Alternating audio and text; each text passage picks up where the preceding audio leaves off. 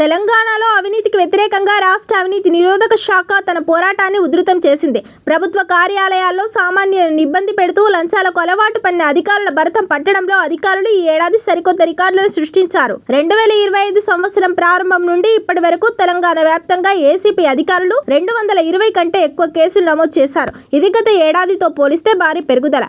ఈ కేసులలో భాగంగా దాదాపు 150 మందికి పైగా ప్రభుత్వ ఉద్యోగులను అధికారులు కస్టడీలోకి తీసుకున్నారు. పట్టుబడిన కేసులలో అధిక శాతం లంచం తీసుకుంటూ రెడ్ హ్యాండెడ్ గా దొరికిపోయినవే. 2024లో మొత్తం 152 కేసులు నమోదు కాగా ఈ ఏడాది ఆ సంఖ్య ఇప్పటికే 220 దాటిపోయింది. అంటే దాదాపు 100 కేసులు అదనంగా నమోదయ్యాయి.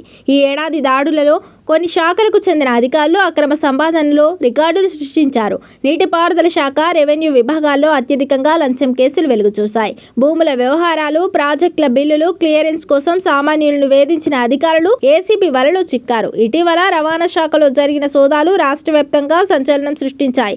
ఒకే అధికారి వద్ద 100 కోట్ల అక్రమాస్తులు బయటపడడం అధికారులనే విస్మయానికి గురిచేసింది.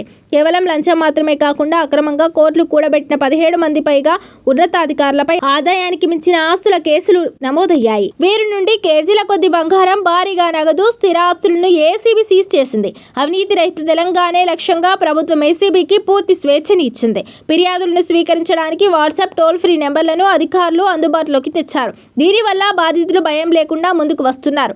లంచగొండి అధికారులను అరెస్టు చేయడమే కాకుండా వారిని సర్వీస్ నుండి తొలగించేలా, వారి ఆస్తులను జప్తు చేసేలా చట్టపరమైన చర్యలను వేగవంతం చేశారు.